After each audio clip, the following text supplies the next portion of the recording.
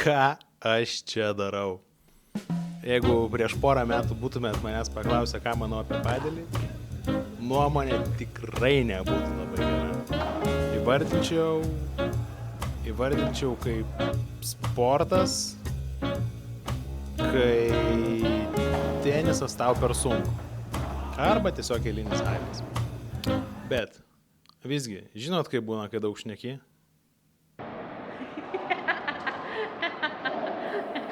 Prieš metus su draugais padelį išmėginau ir pats. Pradžioj viskas pasirodė labai paprasta. Atkeliauji į kortą, per 15 minučių išsiaiškini taisyklės ir jau gali žaisti.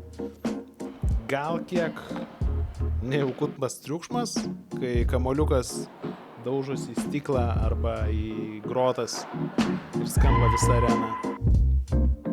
Bet bendrai pirmi įspūdžiai tikrai nebuvo kažkas wow. Dar po keletos kartų jau pasidarė įdomiau. Vietoj mačų su draugais pradėjau žaisti su kitais žmonėmis. Progresas buvo greitas ir jis man tikrai labai patiko. Žaidžiau tikrai daugiau negu reikėjo. Skaudėjo alkūnės ir kelius.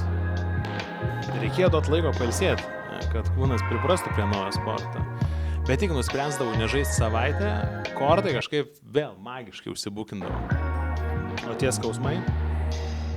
Na, po gerą apšilimo skausmai tam kartui dingdavo. Po pusmečio atrodė, kad jeigu sugebėjau tiek patobulėti per 6 mėnesius, tai kas gali vykti per metus? Susimąsčiau, kad gal karjerą vyščiau ne toj srity. Gal čia tikrai esu neatrastas talentas. Visgi, treneris buvo įspėjęs, kad tas greitas progresas gali apstoti. Ką galvojat? Taip ir įvyko. Dabar žaidžiu šiek tiek daugiau negu metus ir galvoju, kad tobulėjimas apstojo. Nežinau, kaip reiktų atlikti šuolį iš B- lygio į B arba kilti dar aukštyn. Yra pasikartojančių klaidų, nuo kurių pabėgti nelabai pavyksta. O ir žmonės protingiau žaidžia dabartiniam lygiai. Neužtenka jau stipriai susmūgiuot ir sėkmingai pataikyti servą. Nebedrįčiau sakyti, kad padelis vis dar fiziškai labai lengvas sportas, bet žinoma, būna visokių mačų. Gal kažkas pasakytų, kad per metus laiko neblogai patobulėti ir tiek, bet čia kiekvienam individualiai. Žinau tenisininkų, kurie pradėjo žaisti padelį, per metus jau žaidžia B+ lygį. Aišku,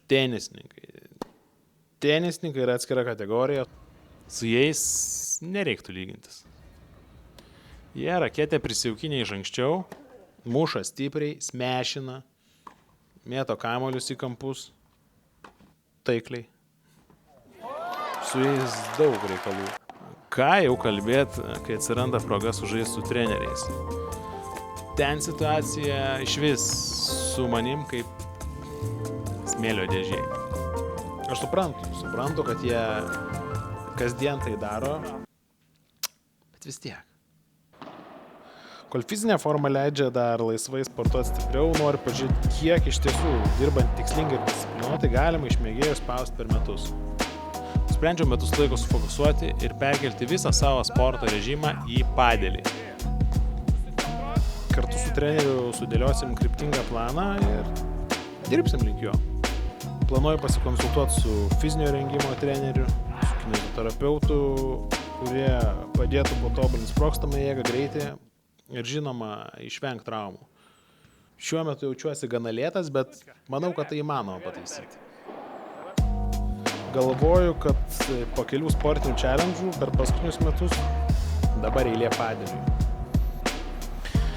Nes jeigu ne šitas, tai kas dar? Ironmanas? Vat šito tai daryti tikrai nenoriu. Dažniausiai panašus video pas mane nugula į asmeninį archyvą, bet šį kartą uždokumentuosiu į YouTube. Gal kažkam bus naudinga, gal kažkas taupys pinigų. Tai va, toks tas intro. Ačiū už dėmesį.